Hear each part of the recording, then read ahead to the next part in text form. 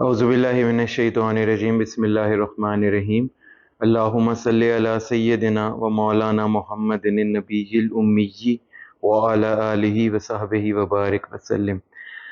خواتین و حضرات، سیرت لائبریری میں سیرت نبوی صلی اللہ علیہ وآلہ وسلم کا مبارک ذکر جاری ہے۔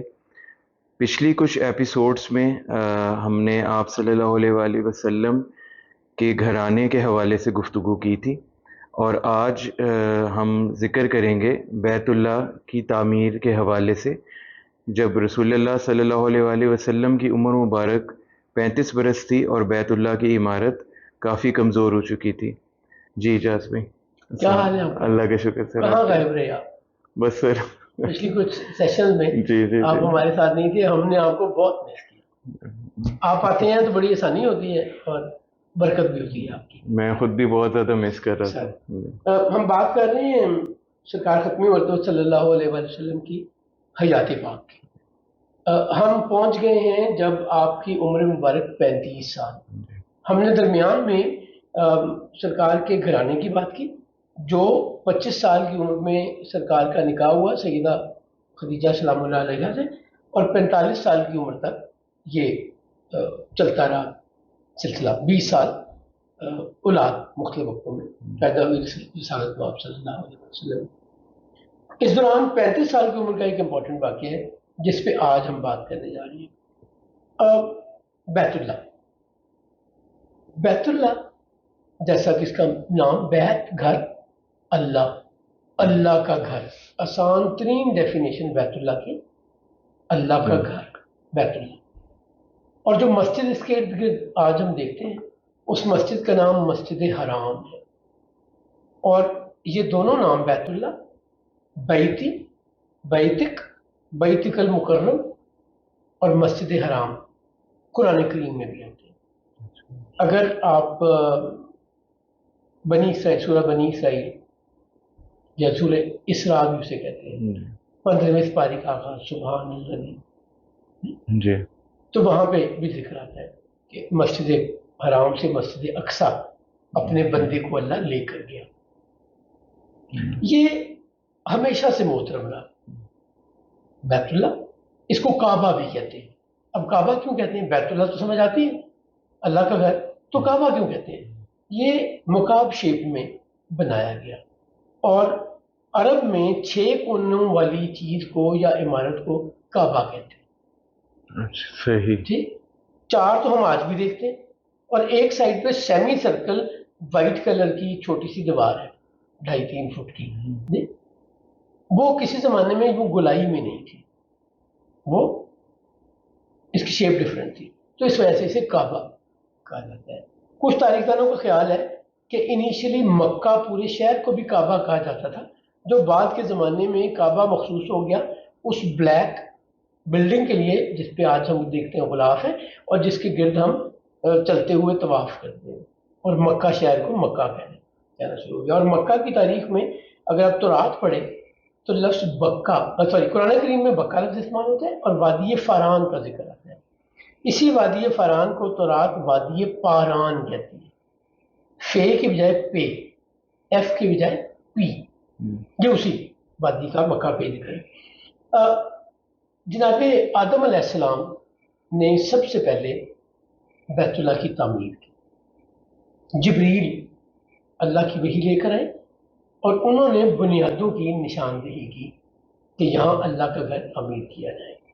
تو آدم علیہ السلام نے بیت اللہ کی تعمیر کی۔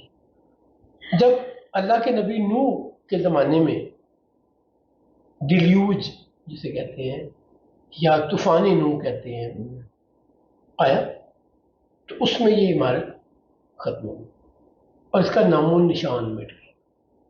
6 مہینے پانی۔ اب یہاں پہ یہ چیز یاد رکھنے کی ہے کہ اس زمانے میں، ایون رسالت مآب صلی اللہ علیہ وسلم کے زمانے سے پہلے بھی، ذرا پہلے بھی، عمارت یوں تعمیر ہوتی تھی کہ پتھروں کو ایک دوسرے کے اوپر رکھ دیتے تھے۔ کوئی بانڈنگ فیکٹر نہیں تھا، جیسے آج سیمنٹ یا بانڈ ہوتا ہے یا کوئی اور ایڈھیسو ہوتا ہے جو چیزوں کو جوڑتا ہے، اس زمانے میں نہیں تھا۔ سمپلی ایک دوسرے کے وزن پہ کھڑی عمارت ہوا کرتی تھی۔ یہاں حضرت نوح علیہ السلام کے زمانے میں موجود تھی عمارت اس وقت کعبہ؟ تک موجود تھی. اچھا، آدم علیہ السلام کی بنائی ہوئی عمارت صحیح نوح صحیح. علیہ السلام کے زمانے تک موجود رہی. بٹ جب وہ 6 مہینے کا پانی آیا جی، اور اس کی ڈیٹیل ہم جی ڈسکس کر چکے جی. پہلے کافی لمبی، تو اس میں یہ عمارت ختم ہو گئی، نام و نشان ہی مٹ گیا. ابراہیم علیہ السلام نے اسے دوبارہ تعمیر کیا. اب جب ابراہیم علیہ السلام کے ہاں اسماعیل علیہ السلام پیدا ہوئے سیدہ ہاجرہ سے، یا تھوڑی سی میں بیک گراؤنڈ بتاؤں تو سمجھنا آسان ہو جائے گا. جناب ابراہیم علیہ السلام کی پہلی شادی ہوتی ہے ان کے چچا کی بیٹی جناب سارہ سے، بی بی سارہ، سیدہ سارہ. سیدہ سارہ سے اولاد نہیں ہوئی، اور جب یہ لوگ مصر میں گئے فرعون سے، وہ جو واقعہ ہے ہم جی. اگین ڈسکس کر چکے ہیں کہ brief، تو فرعون نے خدمت کرنے کے لیے سیدہ ہاجرہ دی بی بی سارہ خادمہ کے طور پہ سروس، اور وہ 10 سال تک خدمت کرتی سیدہ ہاجرہ. اس دوران بھی سیدہ سارہ سے اولاد نہیں ہوئی جی. سیدہ سارہ نے ایک آئیڈیا ڈیولپ کیا اور اپنے میاں جناب ابراہیم علیہ السلام سے کہا کہ آپ ہاجرہ سے نکاح کر لیں، شاید اللہ میں اولاد دے دیں. سو یوں سیدہ ہاجرہ کا جناب ابراہیم سے نکاح ہوتا ہے. یہ سیکنڈ وائف ہے ابراہیم علیہ السلام کی، اور ان سے اللہ ان کو اولاد دیتا ہے اسماعیل علیہ السلام. بعد کے دور میں جناب سارہ کو بھی اللہ نے اولاد دی، اور اس کا قرآن کریم میں واقعہ کچھ یوں ہے کہ فرشتے آئے اور انہوں نے ابراہیم سے کہا کہ ہم تمہیں اولاد دیں گے سارہ سے. تو سیدہ سارہ کہتی ہے کہ میری اولاد کیسے ہو سکتی ہے، میں تو اس عمر سے ہی گزر چکی ہوں. اور ابراہیم علیہ السلام کہتے ہیں میں تو بوڑھا ہو گیا ہوں.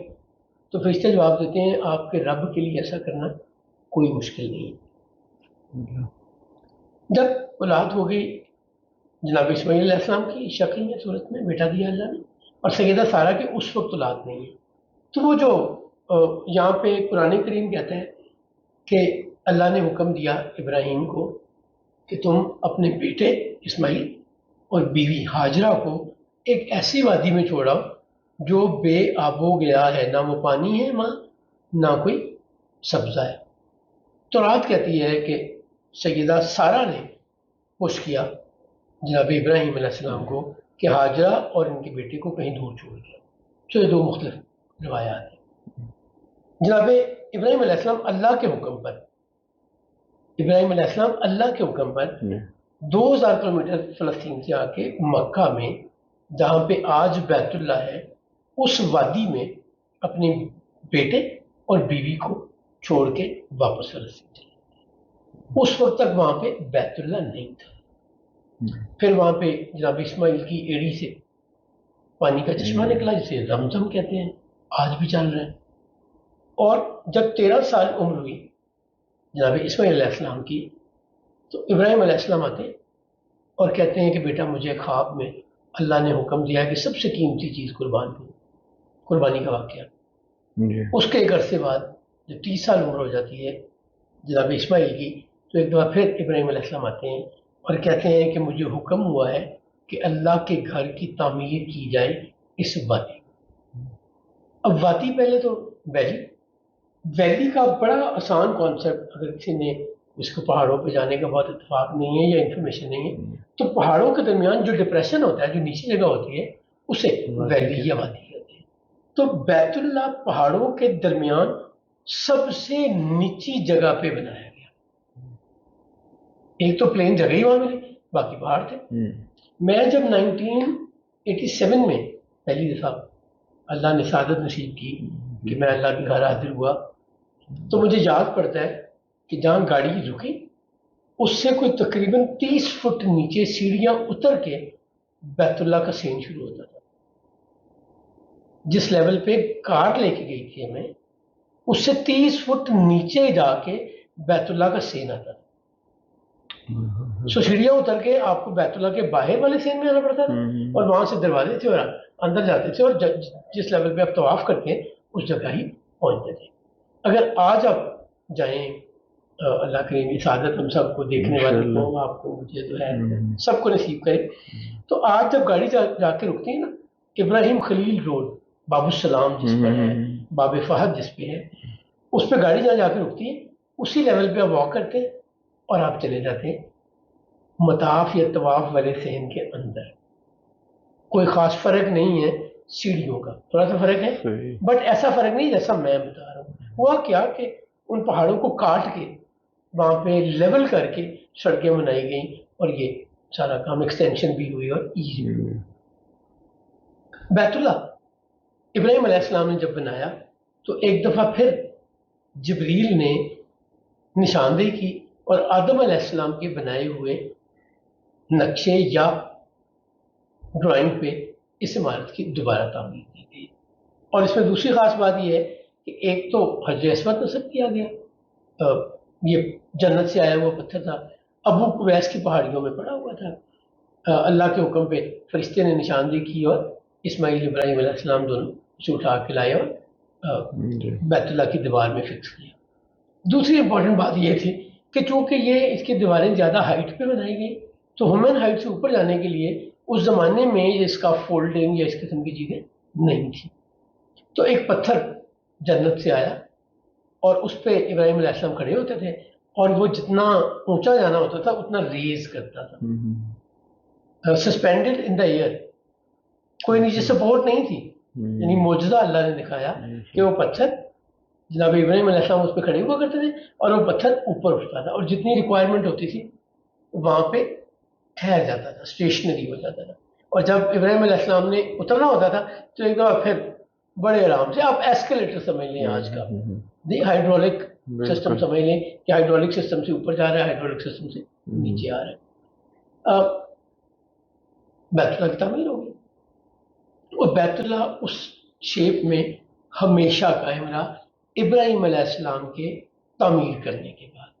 اور یہ وہ گھر بیت اللہ بنا رہے ہیں ابراہیم علیہ السلام اور اسماعیل علیہ السلام، یہ گھر ان کے رہنے کے لیے نہیں، بٹ یہ گھر دنیا میں سب سے زیادہ وزٹ کیا جانا ہے، سب سے بڑی اہمیت اس گھر کی ہونی ہے۔ اس گھر جیسا گھر دنیا میں کوئی نہیں ہونا، جی اللہ کی حکمت ہے۔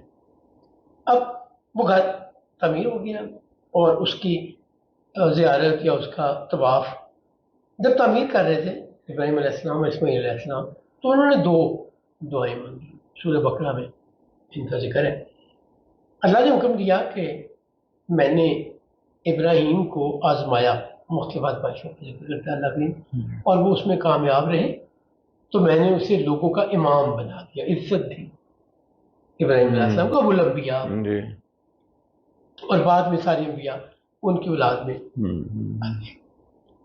ابراہیم علیہ السلام کو یہ دعا مانگتے ہیں ابراہیم علیہ السلام اور اسماعیل علیہ السلام کہ اللہ کریم اس گھر کو آباد کر، اور یہاں پہ ابراہیم علیہ السلام دعا کرتے ہیں کہ اس میں رہنے والوں کے لیے پھلوں اور سبزیوں کی کثرت ہو۔ اب مکہ میں تو کوئی پھل اور سبزی نہیں ہوتی، اللہ نے ان کی دعا قبول کی۔ انہوں نے دوسری دعا کی کہ اے اللہ انہی میں سے ایک رسول بھیج جو انہیں تیری آیتیں تلاوت کر کے سنائے، حکمت اور دانائی بتائے، تیرے کلام میں چھپی ہوئی اور ظاہری چیزیں سمجھائے اور ان کو پاک صاف کرے۔ رسالت مآب صلی اللہ علیہ وسلم اس دعا کا ثمر یا اس دعا کا حاصل ہے۔ اور ابراہیم علیہ السلام ایک اور بات کرتے ہیں اللہ کریم سے کہ اللہ کریم یہ جو منصب عزت آپ نے مجھے دی ہے میری اولاد سے ملے، تو اللہ کریم جواب میں ان کی دعا قبول بھی کرتا ہے، ان کا سوال مان بھی لیتا ہے اور یہ فرماتا ہے کہ یہ منصب تمہاری اولاد میں سے ان کو ملے گا جو میرے فرما بردار اور میرے حکم پر چلنے والے ہوں گے، کیونکہ میں یہ منصب ظالموں کو نہیں دیتا۔ تو یہ اس وقت تعمیر کی باتیں ہیں، کیونکہ بیت اللہ کی تعمیر کی بات کریں، سو بیت اللہ کی تعمیر کے ریفرنس سے یہ سب سے بیسک یا انیشیل انفارمیشن ہے۔ تو آج کے لیے ہمارا وقت ختم ہو گیا۔ انشاءاللہ تعالیٰ اگلی ایپیسوڈ میں یہیں سے سلسلہ آگے بڑھائیں گے۔ السلام علیکم ورحمۃ اللہ وبرکاتہ۔